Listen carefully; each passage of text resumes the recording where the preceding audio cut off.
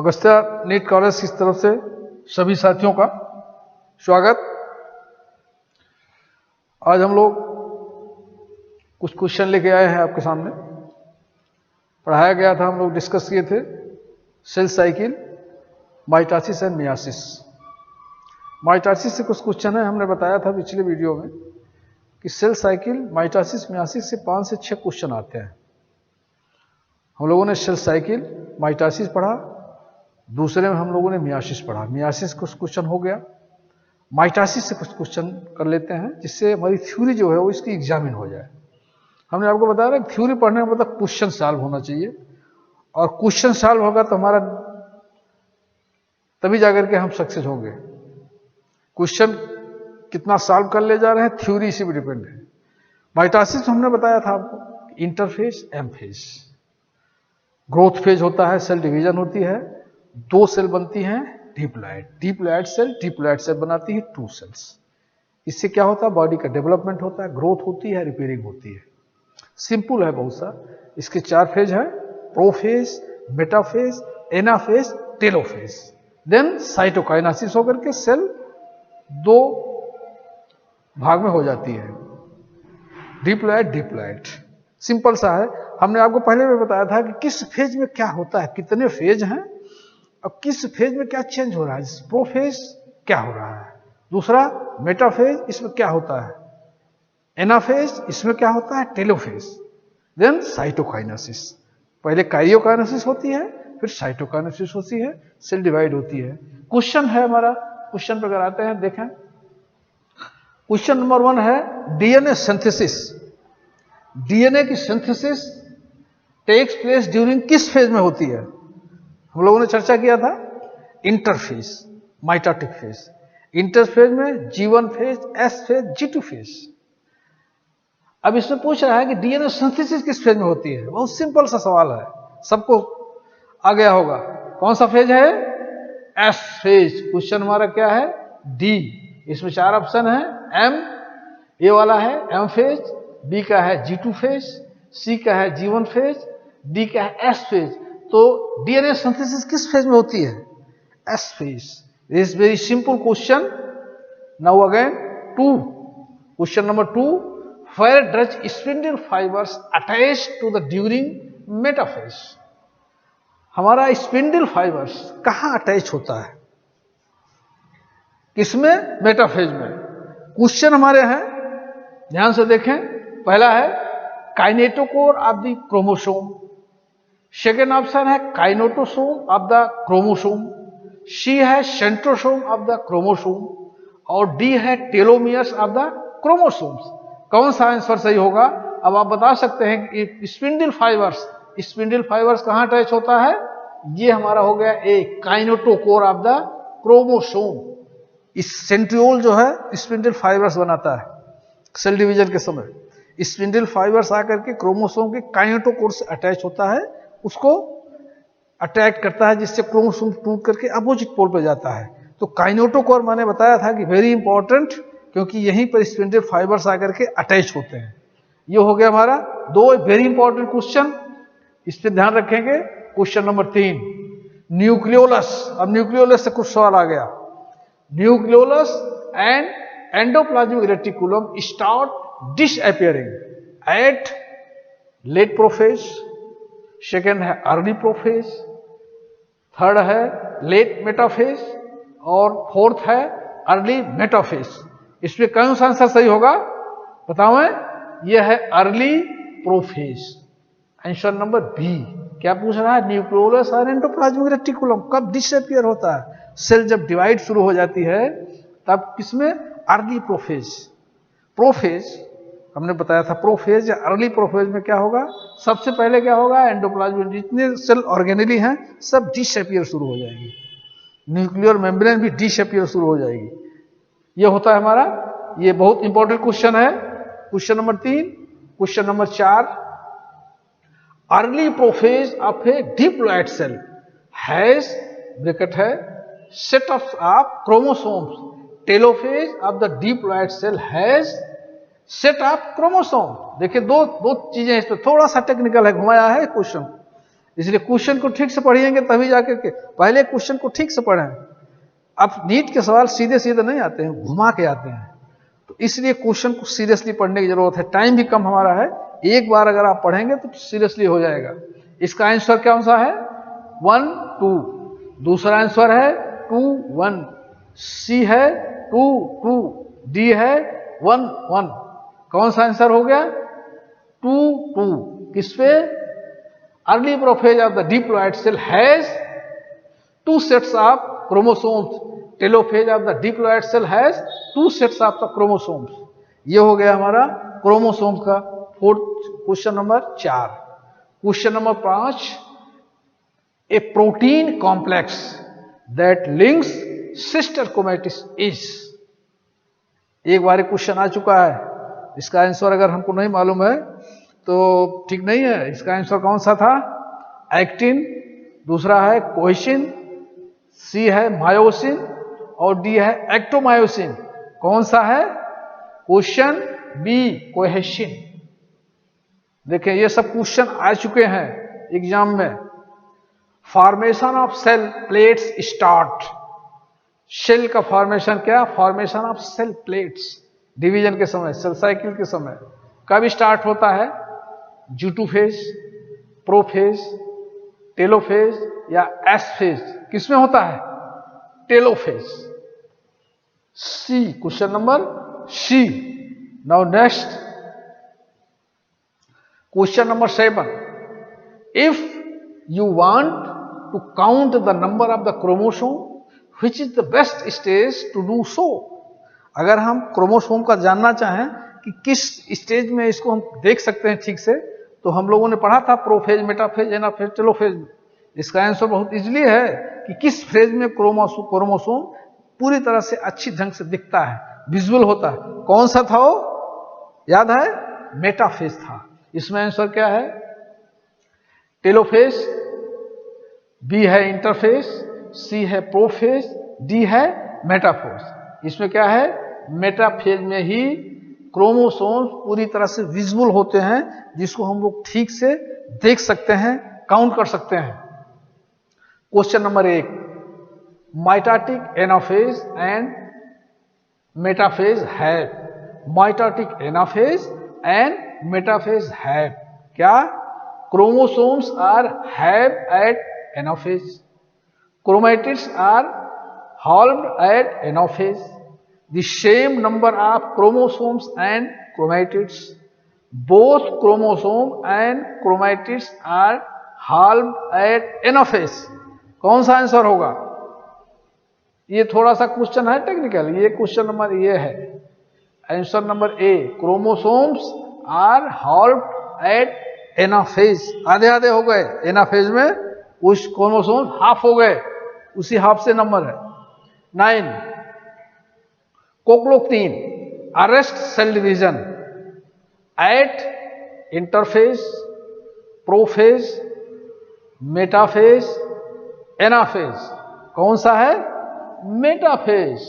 ये very important question, very important question है ये। 2-3 बार पूछा जा चुका है। Question number 10, cell division occurring during cleavage, meiosis, mitosis, amitosis, closed amitosis. कौन सा आंसर होगा? सेल डिवीजन अकरिंग क्लीवेज, इसमें होगा कौन सा आंसर? डी। देखें सेल डिवीजन यानी माइटोटिक डिवीजन और क्लीवेज में क्या अंतर है? क्लीवेज में भी जब जाइगोट बनता है तो उसमें क्लीवेज होता है, लेकिन उसको माइटोटिक डिवीजन नहीं कहते हैं। क्यों? क्योंकि क्लीवेज में इंटरफेज नहीं होता है। माइटोटिक फेज में इंटरफेज होगा, देन माइटोटिक फेज होगा, जैसे prophase, metaphase, anaphase, telophase. Interphase then mitotic phase. लेकिन क्लीवेज जब होगा तो उसमें इंटरफेज नहीं होता, एब्सेंट होता है, इसलिए सेल बहुत जल्दी जल्दी डिवाइड होती है। इसमें क्लीवेज में क्लोज्ड माइटोसिस है। क्लोज्ड माइटोसिस का मतलब क्या है? कि क्लीवेज इज एब्सेंट, क्लोज्ड हो रहा है। बहुत इंपॉर्टेंट है, बहुत टेक्निकल सवाल था।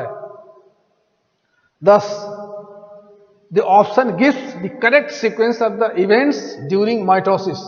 ये देखें 2017 के नीट में पूछा गया था। ये टेक्निकल सवाल है। इसी तरह से सवाल आते हैं, घुमा के पूछा गया है। क्या है? Condensation, nuclear membrane disassemble, crossing over, segregation. B है condensation, arrangement of equator, centromere division, segregation. C है condensation, crossing over, nuclear membrane disassembly, segregation. D है condensation, nuclear membrane disassembly, arrangements at equator, पेट, centromeres division, segregation, then telophase. कौन सा है? एक क्रम है। हमने बताया था कि आपको हर स्टेप का क्रम मालूम होना चाहिए, किस क्रम पे क्या हो रहा है और उस क्रम पे क्या चेंजेस हो रहे हैं, कौन कौन से स्टेप हैं, किस क्रम से आ रहे हैं और उसमें क्या चेंजेस हो रहे हैं। ये हमारे दिमाग में जब तक नहीं रहेगा, चाहे वो सेल साइकिल हो, चाहे वो माइटोसिस हो, चाहे वो मियासिस हो, हम कंफ्यूजन में हो जाएंगे। अब जब क्रम याद रहेगा तो आप बड़े आराम से कह देंगे कौन सा क्रम किस क्रम में आ रहा है। इसमें कौन सा है? हमारा डी है। देखिए सब ये जो है क्रम से आ रहा है, वही क्रम को हमें इसमें क्रम वाइज इसको बद्ध करना है, सीमाबद्ध करना है। 12, when a cell has stalled DNA replication fork, which checkpoints should be predominantly activated? 2016 के नीट में आया था। चेक पॉइंट्स मैंने बताया था, जब सेल डिवीजन से साइकिल होती है उसमें चेक पॉइंट्स होते हैं। 4 चेक पॉइंट्स चर्चा हुई थी वीडियो में। उस वीडियो को अगर आप देखेंगे, एक चेक पॉइंट्स होता है G1 फेज में, दूसरा S, तीसरा G2 और M के पहले होता है एक चेक पॉइंट्स, और तीसरा होता है माइटोटिक और एनाफेज के पहले होती है, और चौथा होता है एनाफेज। ये 4 चेक पॉइंट्स होते हैं जो सेल डिवीजन को चेक करते हैं। अगर सेल डिवीजन प्रॉपर नहीं हुआ तो नेक्स्ट फेज में नहीं जाने देती है, अरेस्ट हो जाती है। बताया था मैंने, अरेस्ट होगी उसको P53 एंजाइम्स या जीन्स निकलता है जो उसको एक बार फिर से मौका देता है। इसीलिए P53 जीन्स को हम गॉर्जियन जीन कहते हैं। वो फिर से एक बार चेक होगी, फिर से रिवाइज होगी, अपनी कमी को सेल पूरा करेगी। अगर फिर भी नहीं पूरा होती है तो सेल डाई हो जाएगी, लेकिन आगे फेज में नहीं जाएगी। वही चेक पॉइंट से रिलेटेड सवाल है। उस चेक पॉइंट्स को अगर आप ठीक से याद करेंगे, उसमें है ये कौन सा है? G2 M phase, G1 M phase, M phase, both G2 and M and N phase. कौन सा है? हमने बताया था ना, G2 and M फेज। इस फेज में एक चेक पॉइंट्स होता है जो इसको चेक करता है। ये चेक पॉइंट से है regulation of the mitosis division. This is very important chapter. Anaphase, promoting complex APC is protein degradation machinery necessary for proper mitosis of animal cell. If APC is defective in human cell, which of the following is expected to be occur? ये 2000 देखें 17 में आया था NEET में है। Chromosomes will not be condensed, chromosomes will not segregate, recombination of chromosomes arms will occur, chromosomes will be fragmented। कौन सा answer होगा? ये होगा हमारा A, chromosomes will not be condensed। ये टेक्निकल सवाल है, वेरी इंपॉर्टेंट। 14 है spindle fibres, spindle fibres attached on to. Spindle fibres कहाँ अटैच होते हैं? तीसरी बार ये क्वेश्चन आ रहा है घुमा के, केनाइटोकोर से रिलेटेड। मैंने बताया था केनाइटोकोर का फॉर्मेशन होता है, केनाइटोकोर में स्पिंडल फाइबर्स अटैच होती है, उसको अटैक करती है जिससे क्रोमोसोम टूटता है। केनाइटोकोर इज वेरी इंपॉर्टेंट, कई बार सवाल इससे घूम घूम के आ गए। अब क्या हो रहा है इसमें? फर्स्ट है kinetochore of the chromosome, centromere of the chromosome, telomere of the chromosome, kinetosome of the chromosome. किसमें होता है? स्पिंडल फाइबर्स कहां अटैच होता है? यह है केनाइटोकोर ऑफ द क्रोमोसोम्स पे ही स्पिंडल फाइबर्स अटैच होता है। कई बार सवाल आया है, क्लियर हो गया होगा। Question number 15, this is not a characteristic feature during mitosis in somatic cells. कौन सी इसमें कैरेक्टरिस्टिक फीचर है सोमेटिक सेल के डिवीजन में? देखें, पहला है disappearance of nucleolus, spindle fibres, C है सिनेप्सिस, डी है क्रोमोसोम्स मूवमेंट। कौन सा है कैरेक्टरिस्टिक फीचर किसका? हमारा सोमेटिक सेल्स का। कौन सा आंसर है? ये होगा आपका this is not a characteristic feature. Not लगा हुआ, देखें कंफ्यूजन हो गया ना। This is not a characteristic feature. कौन सा ऐसा है नीचे जो कैरेक्टरिस्टिक फीचर नहीं है सोमेटिक सेल्स में? देखें डिसअपीयरेंस ऑफ न्यूक्लियोलस, ये भी होता है। स्पिंडल फाइबर्स, ये भी होता है। सिनेप्सिस नहीं होता है। सिनेप्सिस किसमें होगा? मियोसिस में। किसमें? जाइगोट में पेयरिंग जब होगी। और क्रोमोसोम्स मूवमेंट ये भी होता है। तो मतलब ये है कि सोमेटिक सेल के डिवीजन में ये भी होता है, बी भी होता है, डी होता है, लेकिन सिनेप्सिस नहीं होती है, क्योंकि पूछ रहा है कि this is not a characteristic feature of during mitosis. Mitosis का कैरेक्टर फीचर कौन सा नहीं है? ये 15-16 देखें। Arrangement of the following events of meiosis in the correct sequence. अब ये सीक्वेंस देना है, कौन सा करेक्ट सीक्वेंस है? क्रॉसिंग ओवर, सेकंड है सिनेप्सिस, थर्ड है टर्मिनाइजेशन ऑफ द कियाजमेटा, और फोर्थ है डिसअपीयरेंस ऑफ द न्यूक्लियोलस। इसको आपको अरेंज करना है। इस तरह के सवाल ज्यादा पूछे जा रहे हैं इस समय। नीट के एग्जाम में अब सवाल के ट्रेंड भी बदल रहे हैं, इस तरह के सवाल ज्यादा आते हैं। इस तरह के सवाल को आपको ज्यादा जोर देना है। कौन सा है? ये देखें, सेकेंड, थर्ड और फोर्थ। बी वाला है सेकेंड, फर्स्ट, फोर्थ, थर्ड। सी है, अब इसको अरेंज करना है आपको। कौन सा आंसर हमारा होगा? ये होगा ए। सबसे पहले कौन आता है? सेकेंड, सिनेप्सिस सबसे पहले होगा, देन फर्स्ट क्रॉसिंग ओवर होगी, देन टर्मिनलाइजेशन कियाज्मा फॉर्मेशन होगा, then disappearance of the nucleolus. Meiosis के डिवीजन में देखेंगे। मैंने फिर से एक बार रिपीट कर दे रहा हूं कि चाहे मियोसिस हो चाहे माइटोसिस, कितने स्टेप हैं, वो स्टेप क्रम से सवाल है ना, कितने स्टेप क्रम से हैं और उस स्टेप पे क्या चेंज हो रहा है, बस इतना ही आपको ध्यान रखना है। क्योंकि स्टेप कौन से है उसका अरेंज करने के लिए भी आता है। ये 16 number is very important question. 17, during which phase of the cell cycle the amount of DNA in a cell remains at 4C level if the initial amount is denoted as 2C। ये देखें 2014 में पूछा गया था। इसमें क्या है? G2 and M। दूसरा सवाल है ओनली G2। C है G1 and S phase. Fourth है G0 and G1। किसमें है ये? B only G2। G1 phase, S phase, G2 phase. केवल G2 फेज में भी ये डिमाउंट ये घटना होती है।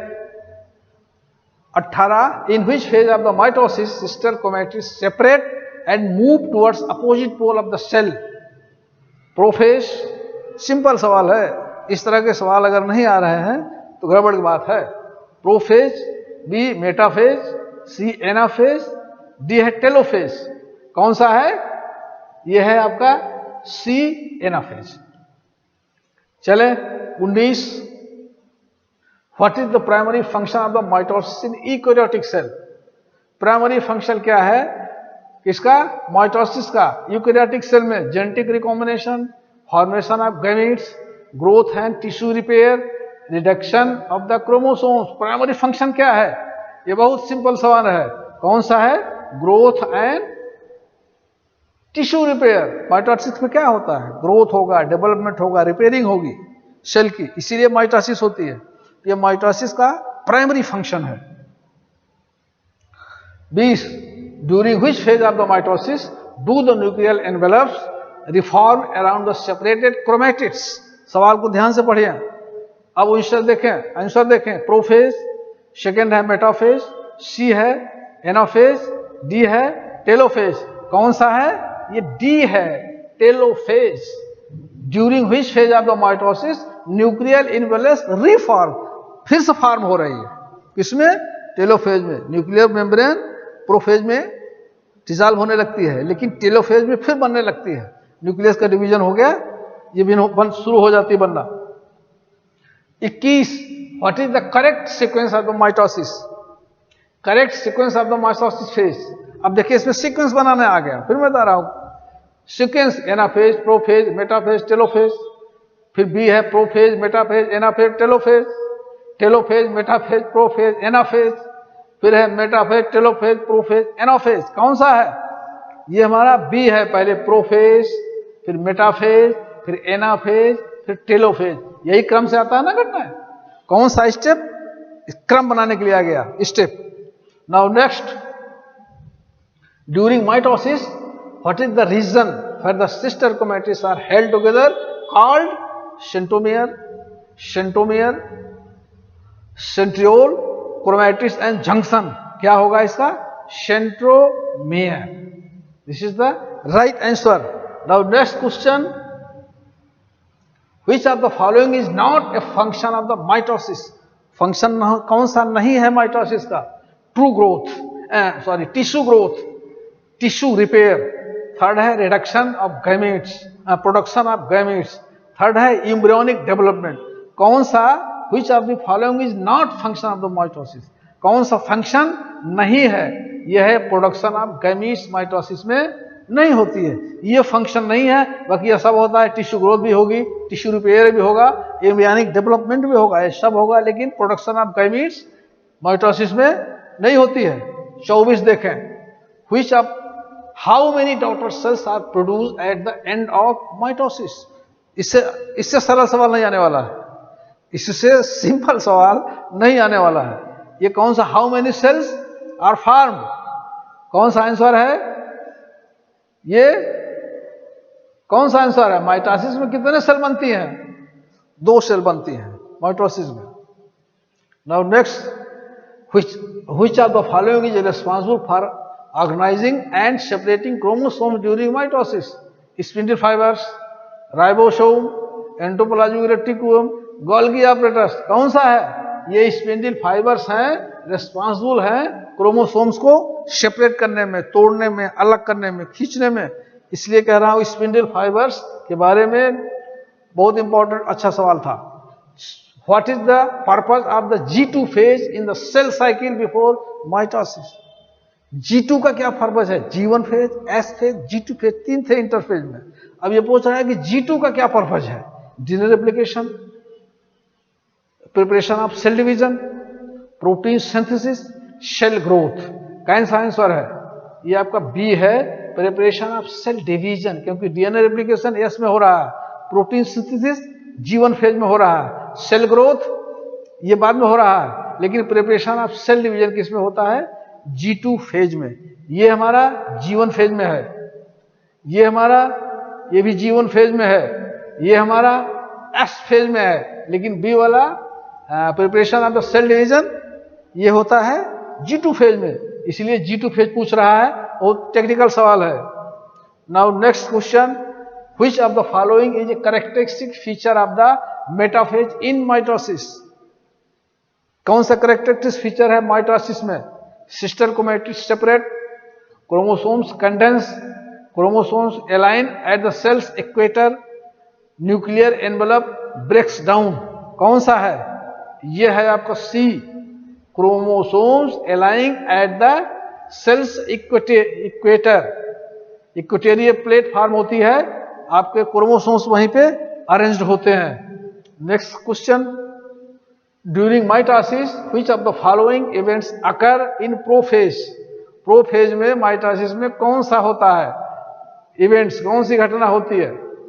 Chromosomes aligning at the equator, nuclear envelope break down, sister chromatids separate, cytokinesis begins. कौन सा है? यह है आपका न्यूक्लियर एनवेलप ब्रेक डाउन। हमने बताया नहीं था कि किसमें? प्रोफेज में क्या होता है? न्यूक्लियर मेम्ब्रेन स्टार्ट्स डिसअपियर हो जाती है, न्यूक्लियो सेंट्रियोल्स डिवाइड होकर अपोजिट पोल पे जाता है, क्रोमैटिन्स कंडेंस होकर क्रोमोसोम बन जाते हैं, सेल की साइज बड़ी हो जाती है। ये प्रोफेज फर्स्ट का घटना थी। Now next 29, what is the end result of the mitosis in diploid cell? अंतिम रिजल्ट क्या होता है माइटोसिस का? ये तो बहुत सिंपल सवाल है। 2 diploid cell, 4 haploid cell, 1 haploid cell, 2 haploid cells. कौन सा है? 2 डिप्लॉइड सेल्स क्या होता है? माइटोसिस का अंतिम रिजल्ट होता है। Now next question, in which type of cell would you most like observe mitosis occurring continuously for growth and repair? कौन सा है? सोमेटिक सेल, बी है जर्म सेल, सी है प्रोकैरियोट सेल और डी है प्लांट सेल। कौन सा है? ये हमारा सोमेटिक सेल्स यानी बॉडी सेल्स में क्या होती है? Continuously growth and repair. Growth है रिपेयर किस में होता है? माइटोसिस में होता है। Now these are 30 questions about cell cycle and mitosis. और ये मैंने वो जो बताया था आपको, हर स्टेप से सवाल पूछे जाएंगे। आपका एग्जामिन हो गया होगा। आई होप कि आपका जो थ्योरी माइटोसिस, सेल डिवीजन और मियोसिस की गई थी, 2 वीडियो में आपके कंप्लीट हो गए होंगे। और इसको आप फिर से अपना थ्योरी देख लीजिएगा। आप पिछला वीडियो देखेंगे तो आपको पूरी चीज क्लियर हो जाएंगी। और अगर आपको अच्छा लगे तो इसको सब्सक्राइब कीजिएगा, लाइक कीजिएगा, कमेंट में कीजिएगा, जिससे हमको भी मालूम हो हमारे अंदर क्या कमी है। बिल्कुल सही, आप लोग लगे रहेंगे तो हम लोग थ्योरी और क्वेश्चन ऐसे लेके आते रहेंगे। हम लोग तैयार करेंगे, निश्चित रूप से नीट की परीक्षा को हम क्वालिफाई करेंगे। थैंक्स।